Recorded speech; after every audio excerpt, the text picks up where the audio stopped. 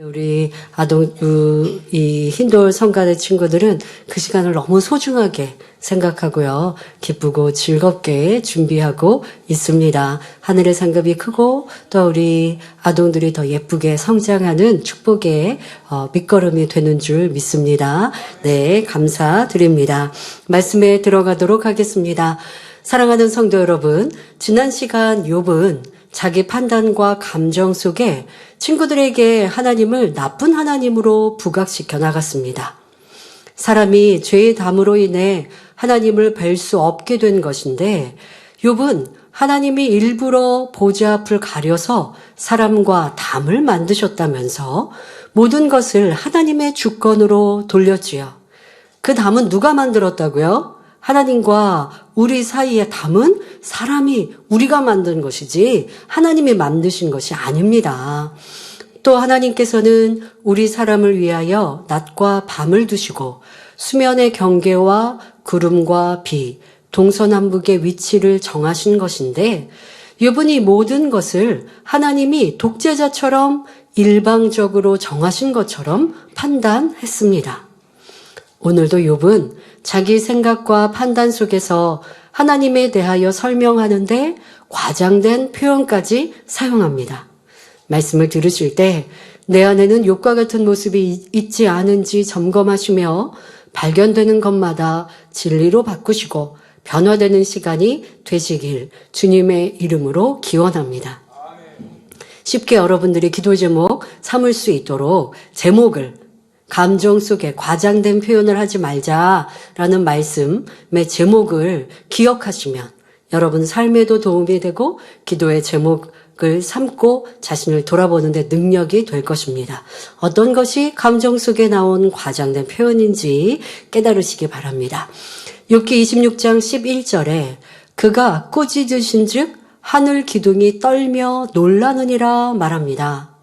하나님의 주권에 대하여 설명해 나가던 욥은 이제는 하나님의 무서움에 대하여 말하고 있습니다. 하나님이 꾸짖으신 즉 하늘 기둥이 떨며 놀란다는 것은 욥의 자기 감정 속에서 나오는 과장된 표현입니다.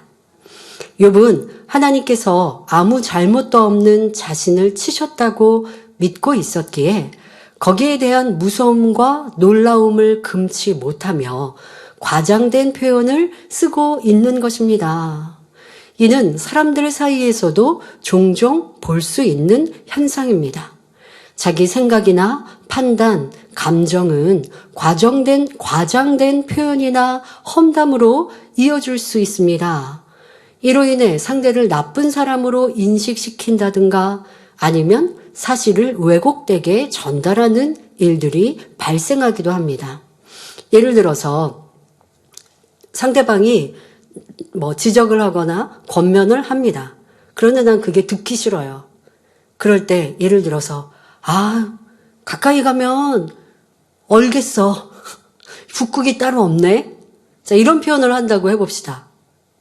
그러면 이거는 굉장히 상대를 차가운 사람, 안 좋은 사람, 나쁜 사람으로 한마디로 지금 그렇게 치부해버리는 것 아닙니까?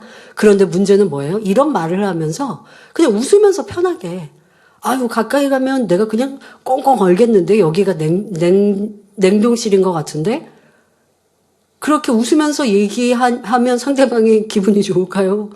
듣는 상대방은 심히 기분이 나쁘죠? 그뿐입니까? 함께 듣고 있는 사람들도 저 사람은 저렇게 강하고 또 날카롭게 말하는 사람이구나, 차갑고 냉랭한 사람이구나 라고 인식하게 되죠.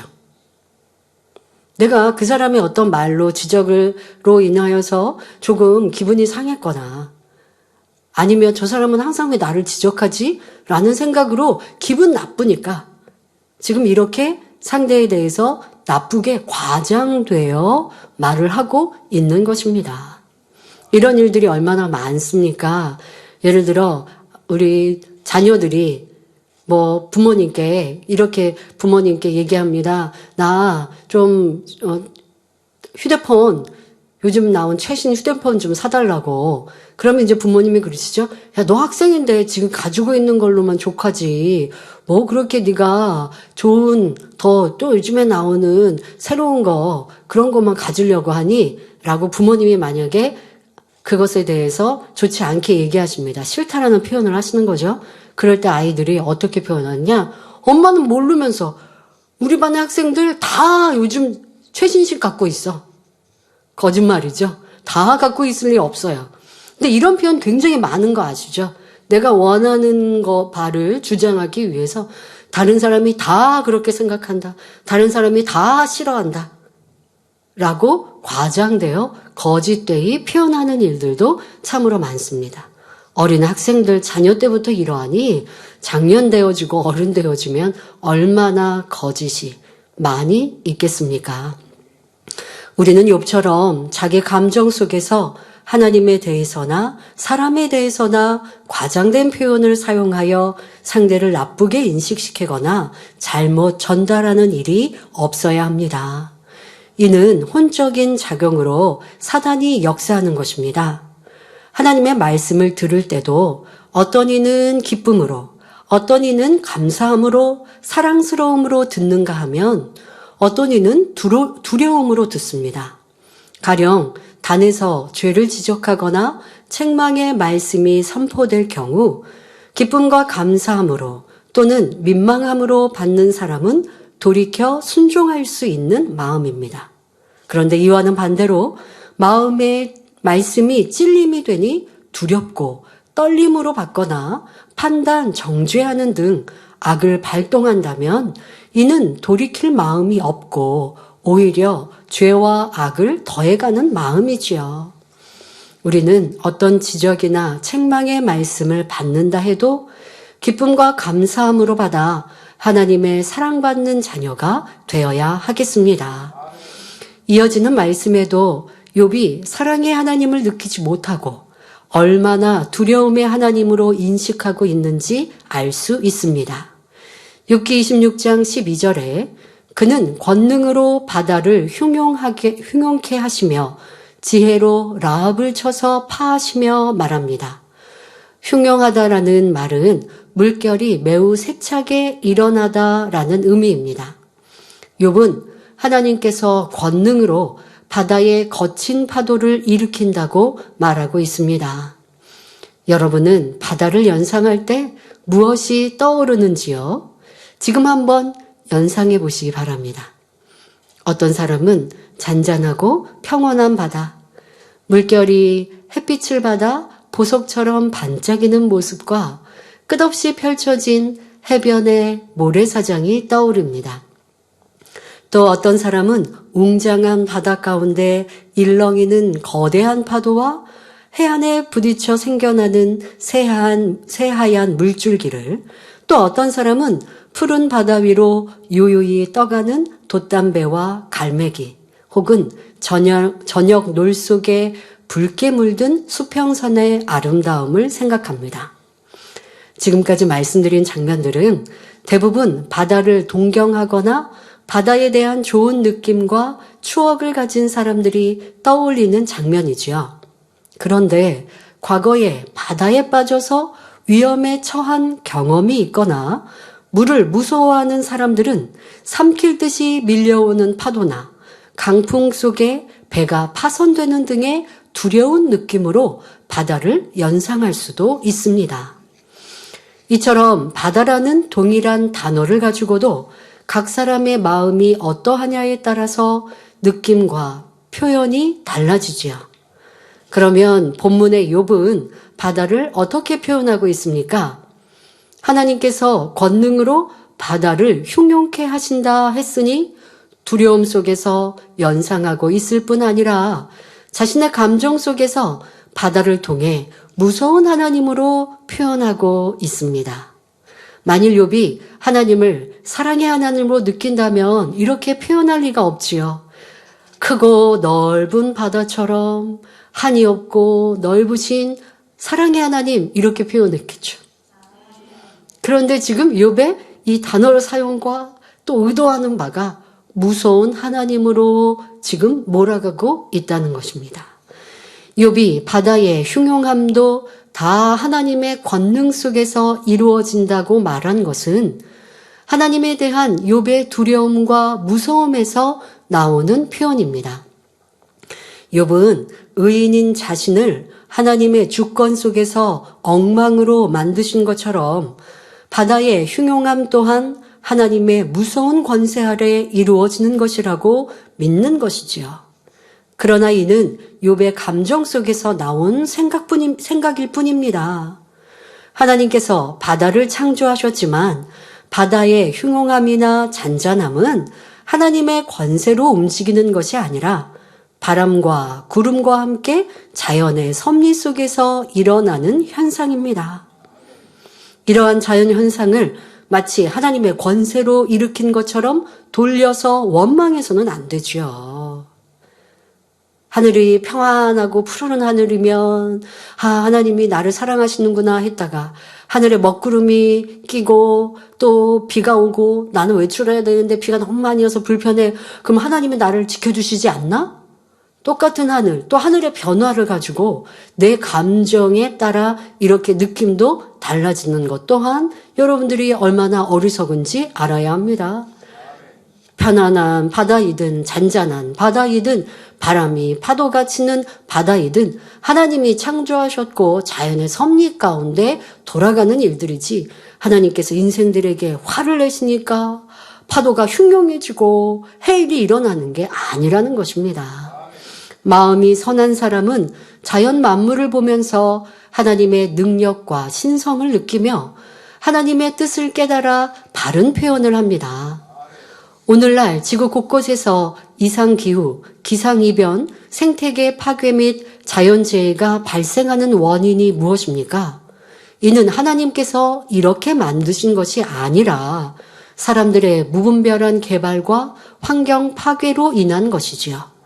그 결과 이상기후, 기상이변, 자연재해 등의 현상이 나타났는데 대표적으로 지구온난화로 인해 세계 독처의 자연재해가 빈번하게 발생하고 있습니다.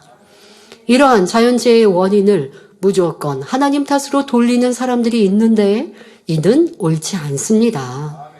물론 사람의 잘못으로 자연재해가 발생한다 해도 우리가 하나님을 믿고 기도하면 하나님께서 피해가 없도록 지켜주시거나 합력하여 선을 이루어 주십니다.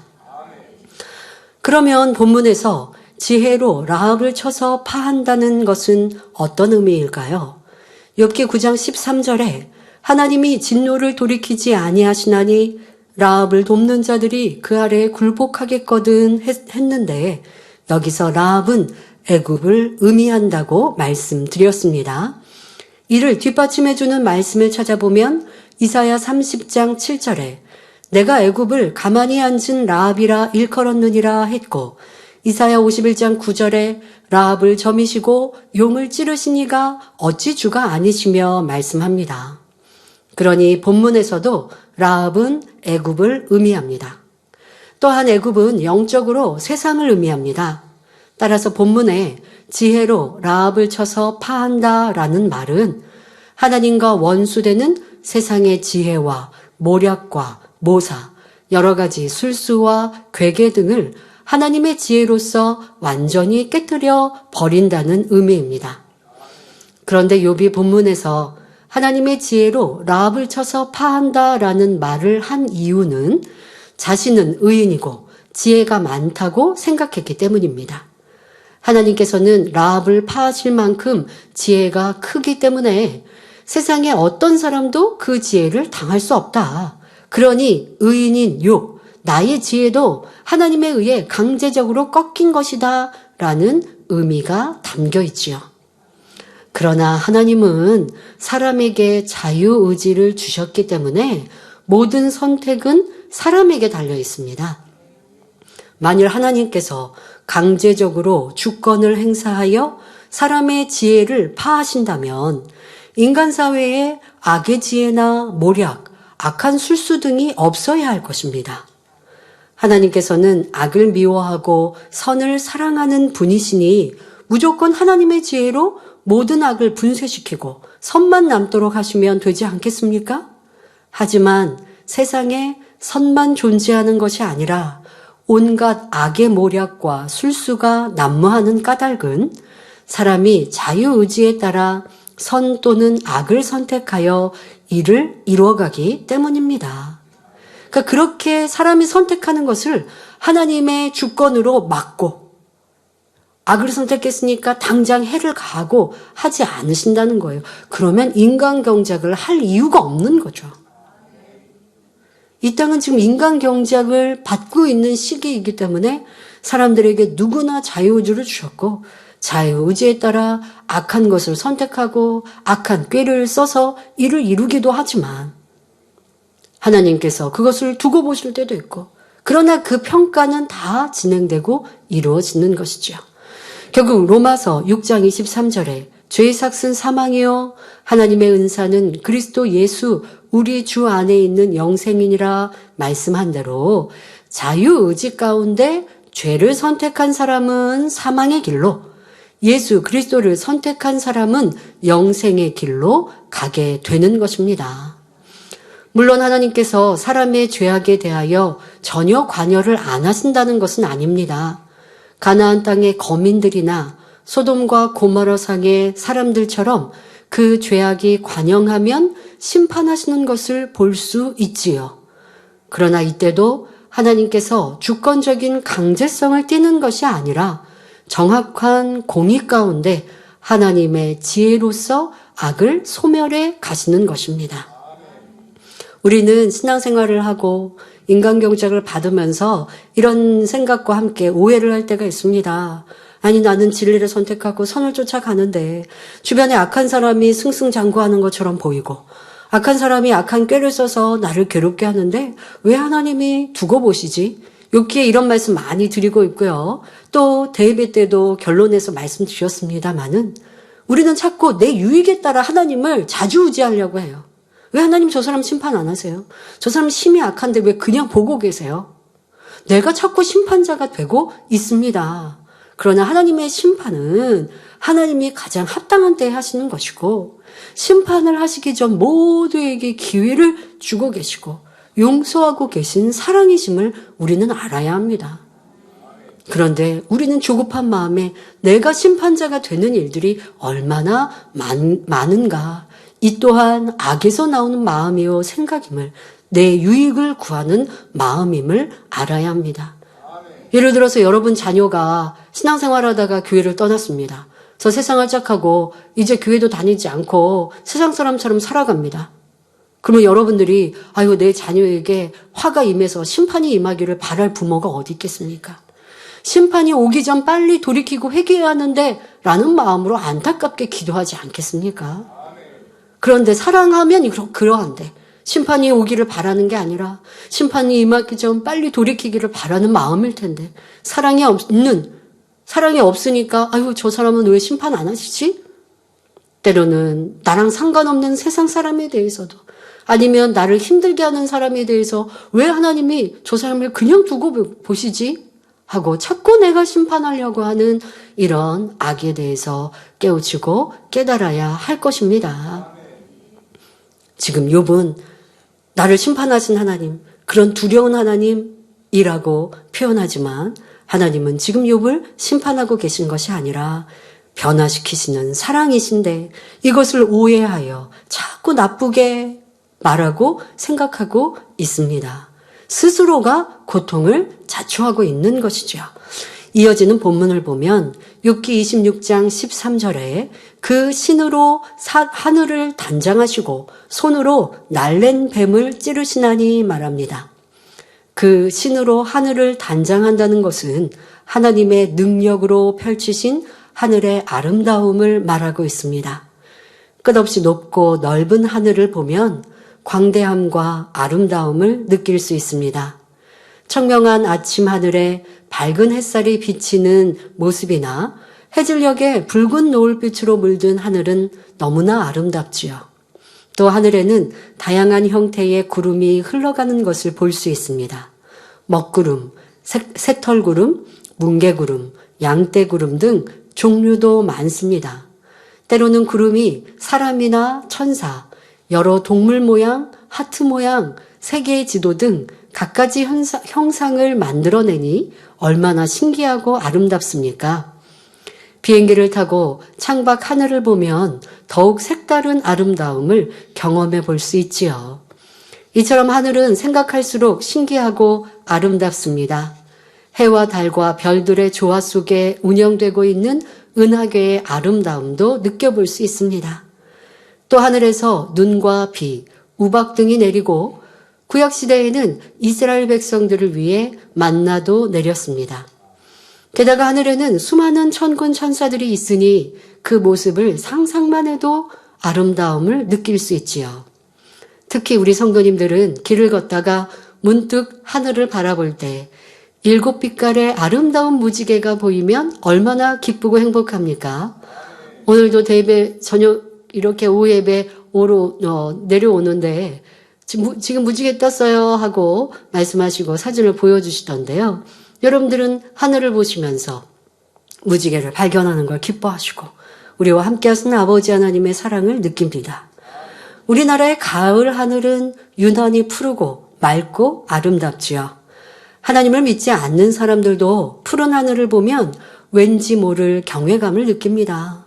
그래서 무법하게 행동하는 사람들을 보면 하늘이 보고 있다. 하늘 무서운 줄 알라 라고 말하기도 합니다.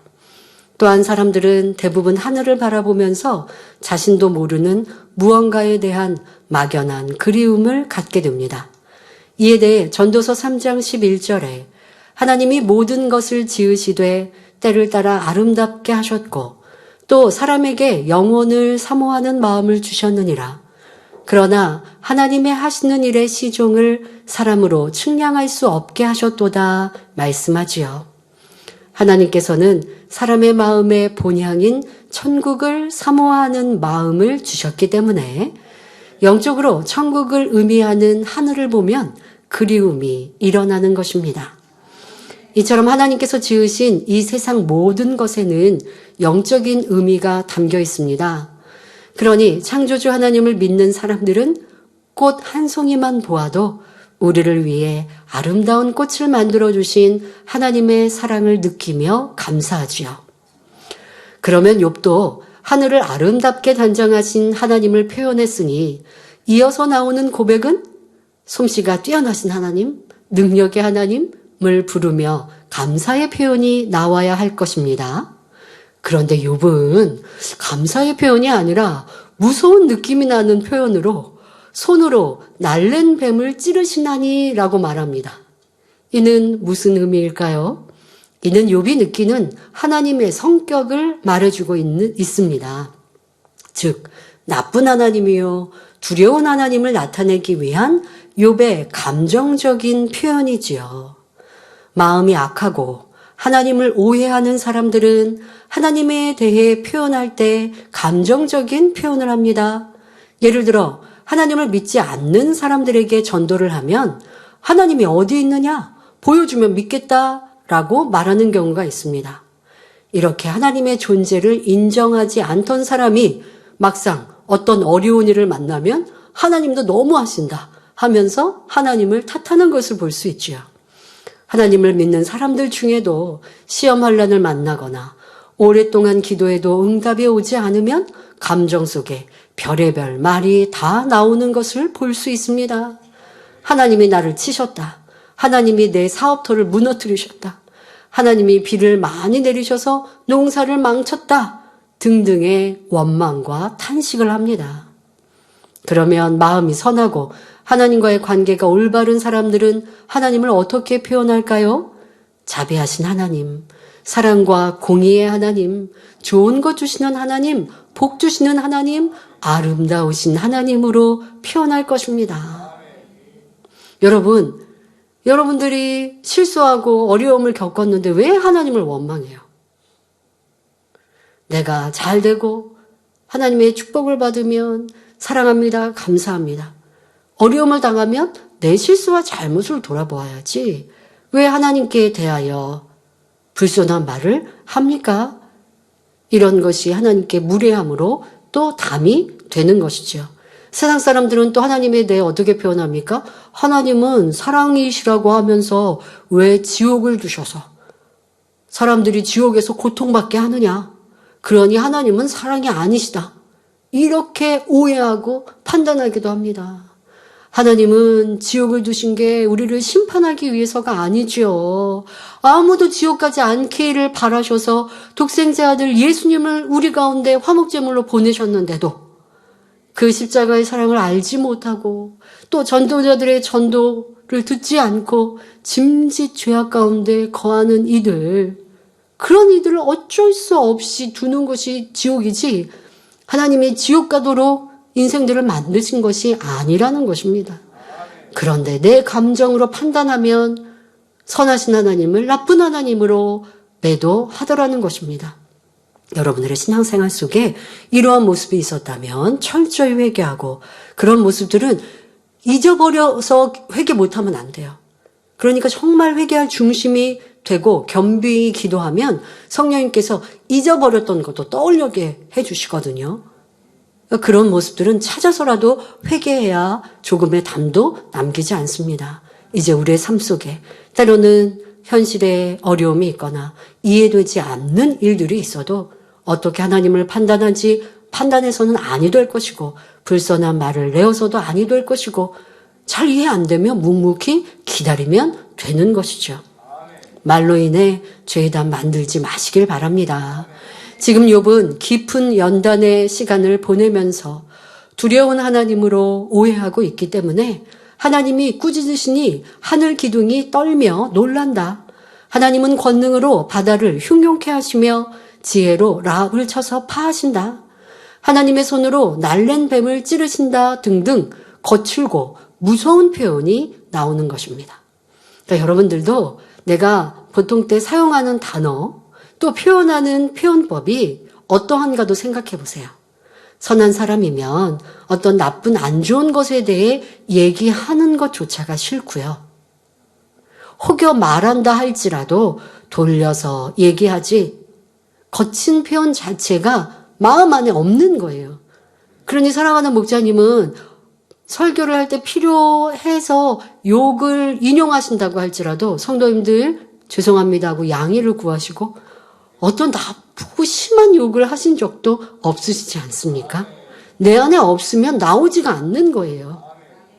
그런데 여러분 대화 속에 어떤 누군가에 대해 얘기하거나 어떤 상황에 대해서 얘기하는데 내 말의 단어가 거칠다라고 하면 이미 무언가 악하고 불편한 감정이 있기 때문이라는 것을 알아야 합니다. 선한 사람은요, 악한 것에 대해서 말하고 싶지 않아요. 그것에 대해서 변론하고 싶지 않아 합니다. 사랑하는 당의자님의 모습을 보았습니다. 1년의 시간을 가까이 대하면서 누가 나 이렇게 힘들게 했어? 누가 나 이렇게 배신했어? 저 사람은 지금도 남아있어? 아니면 떠났어? 이렇게도 대화하고 싶어 하지 않으세요. 누가 떠났으면 그것도 마음 아픈 일이고 그 사람에 대해서 논할 것도 아니시잖아요. 또 배신하고 악하게 했다라는 말조차를 내고 싶지 않으신 걸 보면서 아, 선은 그런 거구나. 그런데 우리는 얼마나 누가 나를 힘들게 했어요. 어렵게 했어요. 저 사람이 그랬어요. 나랑 가까운 사람에게는 얘기하고 싶고 그래서 같이 위로해 주면 좋겠고 그 사람이 내가 나쁘게 얘기하는 그 사람 같이 나쁘게 생각하면 좋겠고 그렇지 않고 옹호라도 하면 영 싫죠. 자, 이것이 악이 있기 때문입니다.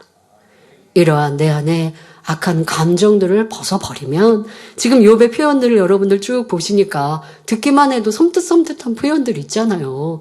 그런데 이게 앞에 얘기는 무언가 하나님을 높이는 것 같다가 문장의 끝에는 또 이게 좀 앞뒤가 이상하다. 그런데 바로 이런 의도가 담겨 있는 거예요.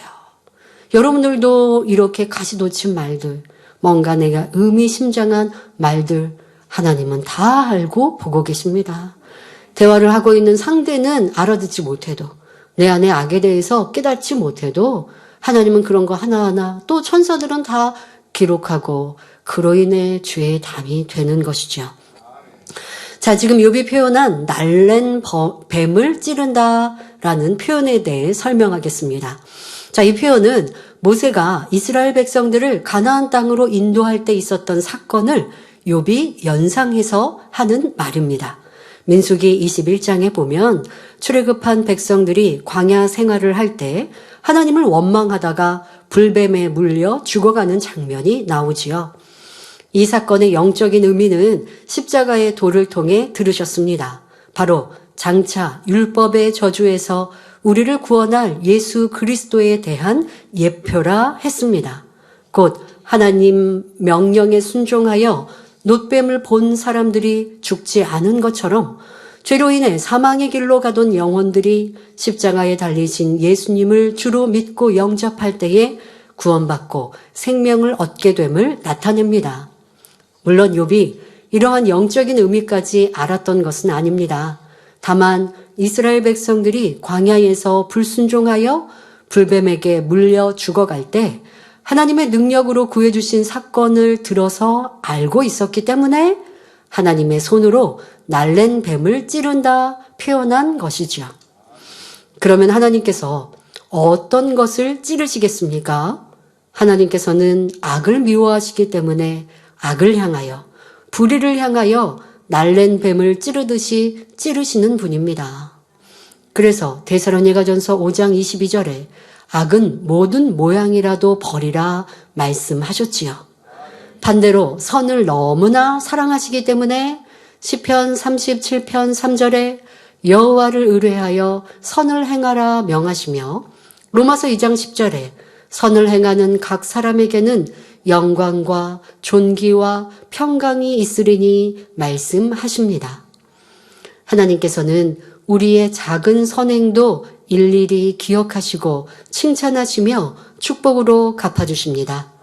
또 우리가 죄에서 돌이키면 용서해 주시며 지난 허물은 기억하지도 않는 사랑 자체인 분이십니다. 그래서 성경을 보면 하나님은 선한 사람을 구원하시며 의로운 사람에게 응답하신 것을 알 수 있습니다. 12해 혈루증으로 고생한 여인이 예수님의 옷자락만 만져도 그 믿음으로 치료받게 하셨지요. 또 구차한 중에 두렙돈을 헌금한 여인의 마음을 기뻐하시고 칭찬하셨습니다. 그러므로 우리 성도님들은 하나님의 사랑이 얼마나 크고 아름다운지를 깨달아 아무리 작은 악이라도 온전히 벗어버리고 오직 선을 쫓아 행함으로 하나님의 기쁨이 되시기 바랍니다. 이어지는 본문 욥기 26장 14절에 이런 것은 그 행사의 시작점이요 우리가 그에게 대하여 들은 것도 심히 세미한 소리뿐이니라. 그 큰 능력의 우레야 누가 능히 측량하랴 말합니다. 욥이 지금까지 한 말들은 시작에 불과하며 하나님에 관해서 들은 것도 심히 세미한 소리에 지나지 않는다는 말입니다. 즉 욥이 말한 것들은 하나님의 행사 중에 지극히 작은 부분에 지나지 않는데 우레, 천둥과 같은 그 엄청난 능력들은 어찌 측량할 수 있겠느냐는 의미이지요. 지금 앞서서 욥이 두려운 하나님으로 표현하고 있는 이 표현들은 나는 쉽게 말하면 지금 빙산의 일각만 얘기한 거야. 하나님에 대한 두려움, 하나님이 이렇게 강하고 무서운 분이라는 내가 표현은 조금 일부분만 한 것뿐이야 라고 말하고 있는 것이지요. 그러니 14절의 욥의 말은 하나님께 영광 돌리기 위해 하는 말이 아니라 자기 판단 속에 과장하는 말임을 알아야 합니다. 옛날 사람들은 번개가 번쩍이면서 천둥 소리가 나면 몹시 두려워했습니다. 욥도 자기 감정 속에서 두려움의 하나님을 표현하려다 보니 큰 능력의 우레라는 표현을 하면서 엄청난 과장과 판단의 말을 하고 있는 것입니다. 여러분들이 하나님 말씀을 마음에 심고 주야로 묵상한다면 하루 동안도 자신의 말 속에서 진리와 비진리를 분별할 수 있을 것입니다. 또 사람들이 일상생활에서 얼마나 많은 판단과 정죄, 헤아림과 시시비비, 과장된 말, 거짓말, 수근수근하는 말 등 진리에 어긋난 말들을 하고 있는지도 발견해야 합니다. 내가 얼마나 그런가를 깨달아야 합니다. 여러분, 우리 삶에서 저 사람이 저랬을 거야 추측하는 말들 있죠. 그런데 그랬을 거야, 이거는 내 생각이야, 이렇게 말끝도 하지 않습니다. 그럴 거라라고 생각하는 그럴 거야가 그런 거야, 그래 라고 단정을 지어버리죠. 이게 바로 판단이에요. 여러분들이 추측한다는 거, 이러지 않을까? 저 사람이 이래서 그랬을 거야 라고 하는 추측이라는 게 바로 판단이라는 거예요. 그걸 하지 말라는 거예요. 그래서 목사님께서는 판단에 대해서 우리 가운데 경계하시면서 내가 추측했는데 그게 맞았더라도 하나님은 그걸 하지 말라신다는 거예요. 저 사람 얼굴 보니까 지금 뭔가 불편한 것 같아. 자, 내가 얼굴을 보고 추측한 거죠? 자, 그랬는데 그게 맞았어요. 나중에 얘기를 보고 상황을 들어보니까 뭔가 불편한 일이 있었다는 거예요. 그러면 그거 봐, 내 말이 맞지? 하고 좋아할 게 아니라 그렇게 맞았더라도 그거 하지 말라고 하시는 게 판단하지 말라 하시는 하나님의 뜻이라는 거예요. 여러분들이 얼굴을 보고 말투를 보고 행동을 보고 그 사람의 감정을 뭐라고 판단해야 되는데요. 기분이 나쁘니까 좀 지금 피할까? 기분이 좋으니까 좀 지적할까? 그러려고 상대의 감정을 살피는 거 아니잖아요. 상대를 힘들게 하지 않기 위해서, 상대의 편리를 봐주기 위해서 얼굴 표정과 말투를 보는 게 아니라 그냥 이게 우리 가운데 습관이 되어버린 거예요. 어떠한 말에 저 사람 기분 나빠서, 아니면 저 사람은 교만해서 저렇게 지금 말하고 행동해 라고 하는 것. 자, 이러한 판단이 우리의 삶에 얼마나 많이 습관되어 있는지 알아야 합니다. 더더욱 세상 사람들은요, 나랑 관계도 없는 사람, 그 사람의 속상정도 모르면서 벌어진 일들을 가지고 얼마나 많이 판단하고 정죄합니까? 이러한 기사를 보고도 여러분들이 함께 정죄하면 안 되고요. 함께 수근수근 하는 것도 고쳐야 합니다. 왜요? 세상 기사들이 맞는 것도 있고 틀린 것도 얼마나 많은지 우리는 당해보지 않았습니까? 그런 누군가의 말, 또 세상에서 말하는 그런 뉴스들, 가십거리들, 그런 거에 귀 기울 필요가 없는 것이죠. 그럴 바에는 오늘 나의 말에 어떠한 감정이 있었나? 나의 말에 부풀려 한 말은 무엇인가? 내가 남에 대하여서 평가하는 말, 그런데 저 사람이 내가 싫으니까 뭔가 더 나쁘게 했던 말들, 그 사람에 대해서도 판단하여 전하였던 수군수군들, 그것은 무엇이 있었는지 하루를 지나서면요 이미 잊어버려요. 말을 하고 뒤돌아서면서 지금 내가 한 말이 과장되진 않았나? 거짓되진 않았나? 판단은 아니었나? 수군수군은 아니었나? 매 순간순간 점검해야 그래도 깨우칠 수 있지. 몇 시간만 지나도 내가 했던 말도 잊어버리지만 어떤 감정이었고 나쁜 감정이었는지도 모르고 도리어 내가 판단했던 게 사실인 것처럼 내게 기억될 수도 있습니다. 이런 것이 여러분들의 변화를 막고 있습니다. 이런 것이 바로 죄를 계속 지어가고 있는 것이죠. 하나님께서 원하시는 진실하고 깨끗한 영의 마음과는 거리가 멉니다. 자, 또 다른 사람의 말을 들을 때에도 정확하게 듣고 자기 생각과 판단 속에 전달하는 것이 아니라 사실 그대로 전달해야 합니다. 어떤 사실에 대해 잘 모르면 그냥 모른다고 말하면 되는데 어렴풋이 들은 것을 가지고 사실인 것처럼 함부로 말해서도 안 됩니다. 그냥 뭘 물어봤어요. 근데 물어보니까 잘 모르면서 그냥 어디서 들은 거, 대충 아는 거. 그게 진실인 것처럼 말하면 잘못되죠. 그러니까 내가 대충 알면 잘 모르겠습니다 한다든가.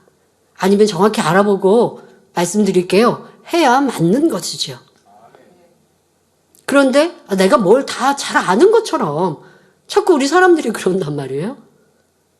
그게 자꾸 자기를 우쭐하고자 하는 마음인 거죠. 비진실한 모습이고 나 자체를 멋지게 과장되게 보이고 싶은 이러한 비진실의 모습이죠.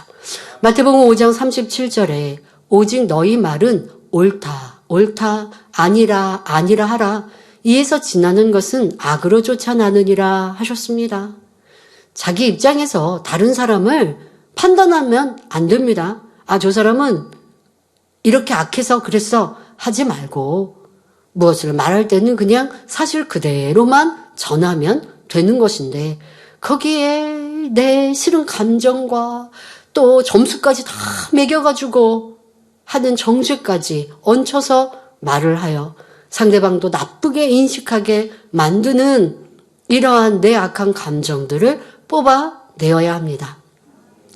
얼떨결에나 혹은 자기 감정과 판단 속에 혹은 내가 믿는 누구에게 들었기 때문에 말을 전하는 것이 아니라 자신이 확인하여 정확한 사실을 말해야 하는 것입니다. 그런데 어떤 사람은 습관처럼 상황을 과장하거나 축소하여 말합니다. 예를 들어 자신이 좋아하는 음식을 상대가 많이 먹어서 조금밖에 안 남았을 경우 다 먹어버렸네 또는 하나도 안 남았네 라고 표현하죠. 그런가 하면 어떤 사람은 말을 전할 때 반드시 넣어야 할 내용을 빼거나 반대로 자기 생각 속에서 추측한 내용을 보태서 말합니다. 그러나 우리는 말 한마디도 정확하고 진실하게 하는 습관을 들여야 합니다. 또 현대사회에서는 거칠고 세속적인 용어들이 흔하게 사용되고 있으므로 성도님들은 이러한 풍조에 물들지 않도록 주의하시기 바랍니다. 에베소서 4장 29절에 무릇 더러운 말은 너희 입 밖에도 내지 말고 오직 덕을 세우는 데 소용되는 대로 선한 말을 하여 듣는 자들에게 은혜를 끼치게 하라 말씀합니다. 그러니 저와 여러분은 하나님의 자녀답게 좋은 것만 말하고 들어야 하며 악한 것은 보지도 말고 듣지도 말며 말하지도 않는 진리의 사람이 되어야 합니다. 여러분 그런 경우가 있습니다. 내가 기분이 나빠요. 그런데 이걸 자꾸 가까운 주변의 가족, 친구에게 쏟아내는 사람들이 있습니다.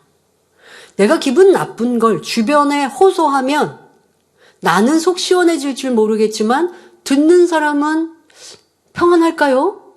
상대가 막 감정이 상해가지고 누구랑 막 부딪히셔서 불편해서 그 사람 나 너무했어. 막 날 이렇게 힘들게 하고 어떻게 나한테 이렇게 할 수가 있어?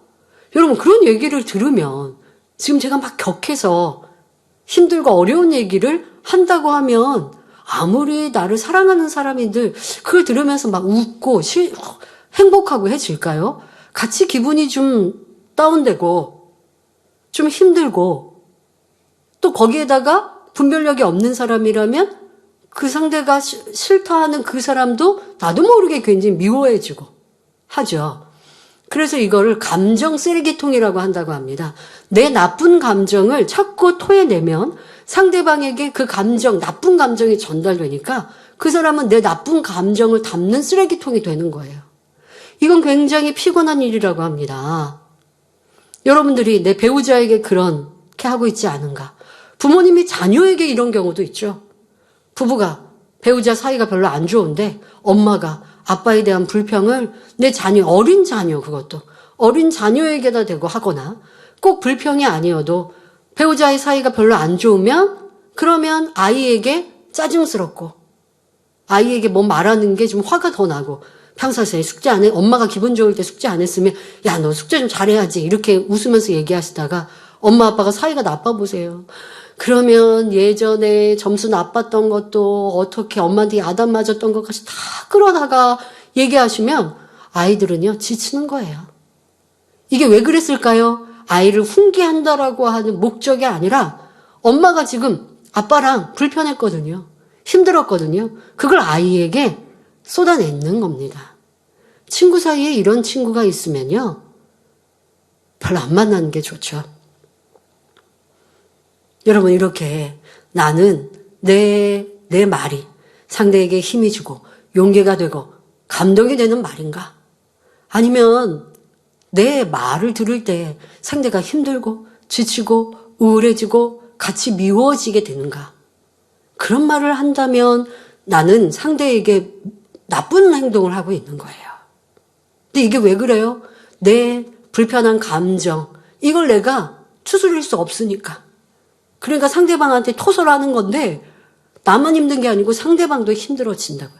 이거 아주 나쁜 모습입니다. 가족, 친구 중에 이런 사람이 있으면 굉장히 함께 생활하면서 힘들죠. 내가 그런 사람이 되어서는 결코 안 되겠습니다. 선만 말하고 힘이 되고 용기가 되고 상대가 조금 불편한 말을 할 때 도리어 선한 말로 상대방을 기분 좋게 만들어주고 선을 선택하게 해준다면 얼마나 상대에게 유익한 사람이 될까요? 하나님은 이러한 입술이, 이러한 마음이 되라고 당부하고 계십니다. 자, 그런 사람이 우리는 꼭 되어야 하는데요. 반대로 욥처럼 하나님께서 연단하실 수밖에 없는 사람이 되어서는 안 됩니다. 지금 욥은 이렇게 감정을 쏟아내면서 그것도 하나님께 대하여 또 있는 거 없는 거 갖다 붙이면서 과장하여서 나쁜 하나님으로 만들어 가니 연단이 길어질 수밖에 없겠죠. 우리는 그런 사람 되지 맙시다. 속히 온전한 믿음과 참마음을 이루어 연단을 받지 않을 수 있는 사람이 되어야 하겠습니다. 결론을 말씀드립니다. 사랑하는 성도 여러분, 욥은 자기 감정과 생각 속에서 두려운 하나님을 느끼며 과장되게 표현하는 것을 볼 수 있었습니다. 우리의 생활에서도 사이가 좋은 사람에 대하여는 한없이 관대하게 이해하고 옹호하면서 싫은 사람에 대해서는 부정적인 말만 하는 것을 볼 수 있습니다. 더더욱 말을 전할 때 내용을 과장하거나 축소함으로 전혀 엉뚱한 말이 되어 큰 오해를 낳는 경우도 있지요.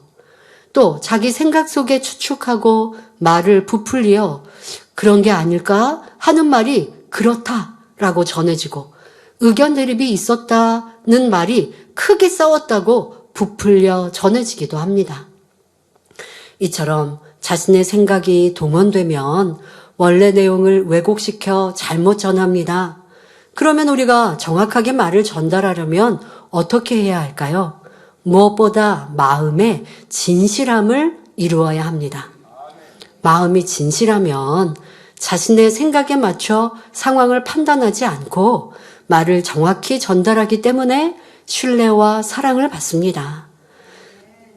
남을 판단 정죄하는 비진리가 없을수록 실제 상황을 정확하게 전달할 수 있는 것입니다. 반대로 진실하지 못하여 말을 정확하게 전달하지 못하면 오해가 생겨 피차 어려움을 겪는 일이 생길 수 있습니다. 그 사람이 뭔가 중간에서 말을 하면 A와 B가 오해하게 만드는 이런 말을 이렇게 하는 경우들도 종종 봅니다. 그러니까 이런 사람이 내가 되었다면 계속하여 하나님 앞에 죄의 담을 쌓는 것이죠. 거짓을 말했고 판단 정죄를 말해서 또 양쪽의 사람들을 이간질시키는 말을 했고 그런 의도가 아니었다고 자꾸 사람들은 얘기해요. 의도가 아니었는데 왜 그런 상황이 벌어질까요? 바로 내 마음에 악이 있기 때문이에요. 그런 악한 의도로 말해야지 하진 않아요, 사람들은. 그런데 마음에 악이 있으면 그게 나와요. 쓰레기통에 비어 있으면 냄새가 안 나거든요. 쓰레기통에 음식물이 가득 채워져 있어요. 하루 이틀 돼보세요. 아무리 꽁꽁 싸매도 더러운 냄새가 난다는 것이에요. 그런 의도 아니었는데 이렇게 됐어요 할 게 아니라 내 마음에 어떠한 악으로 인해 오해를 불러일으키고 시시비비를 만들었고 왜 내가 함께하면 화평이 깨어지는가? 왜 내가 있으면 큰 소리가 나는가? 나에게서 문제를 찾아 해결하시길 바랍니다. 그러니 우리는 자기의 말이나 행동에 책임을 질 줄 알아야 하며 어떤 사실에 대해 과장하거나 축소하지 말고 정확히 전달할 수 있어야 합니다. 하나님 말씀을 통해 자신을 발견하고 모든 거짓과 비진리를 벗어버림으로 말을 정확히 전달하는 사람이 되어야 하는 것입니다. 그러므로 불같은 기도로 진실한 마음을 이루어 베드로전서 4장 11절에 만일 누가 말하려면 하나님의 말씀을 하는 것 같이 하고 말씀한 대로 무슨 말을 하든지 오직 하나님 말씀을 하는 것 같이 진실만을 말하는 복된 성도님들이 되시기를 주님의 이름으로 축원합니다. 말씀 상고하시면서 함께 기도하시겠습니다. 좋으신 아버지 하나님,